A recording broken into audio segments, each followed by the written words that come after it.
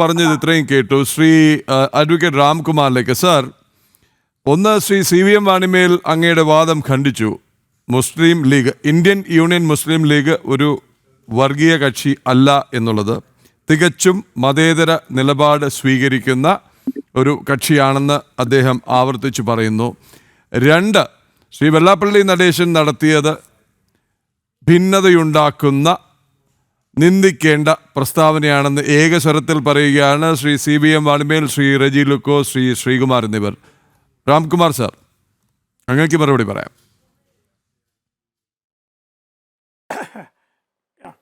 ശ്രീ വാണിമേലിനെ പോലെ രാഷ്ട്രീയ കാര്യങ്ങളിൽ അറിവും വിൽപ്പത്തിയുമുണ്ടെന്ന് ഞാൻ അവകാശപ്പെടുന്നില്ല.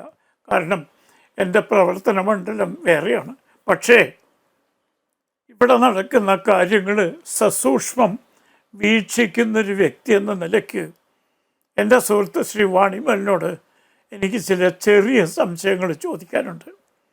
കാസർഗോഡ് ഭാഗത്ത് ഒരു സംഘടനയുടെ ചെറുപ്പക്കാരുടെ യോഗം നടക്കുമ്പോൾ അമ്പലനടയിൽ കെട്ടിത്തൂക്കും എന്ന് മുദ്രാവാക്യം വിളിച്ചോ? RSSകാരല്ലല്ലോ വിളിച്ചത്.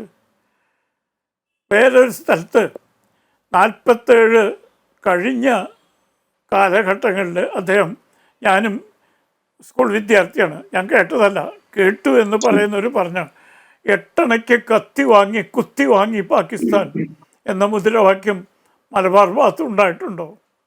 പോട്ടെ, പാലക്കാട് 4 കെട്ടും 8 കെട്ടും നമ്പൂരി അച്ഛൻ്റെ മോളയും കെട്ടും എന്ന മുദ്രാവാക്യം മറിച്ചോ? 21 ഊരിയ കത്തി ഇനിയും വെച്ചിട്ടില്ല. ഇതൊക്കെ വളരെ മതേതര മുദ്രാവാക്യങ്ങളാണെന്ന് എൻ്റെ സുഹൃത്ത് വാണിമേലിന് അഭിപ്രായമുണ്ടോ?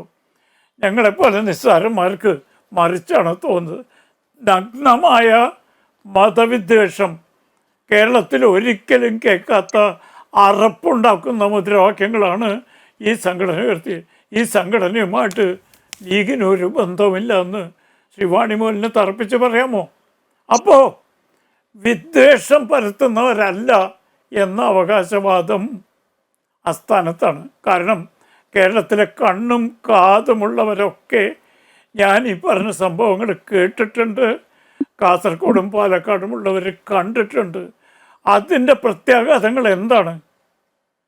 ഏതെങ്കിലും ഹിന്ദു സംഘടന, SNDP സംഘടന മുസ്ലിങ്ങളെ കഴുത്തുവെട്ടും കാലുവെട്ടും കുന്തിരി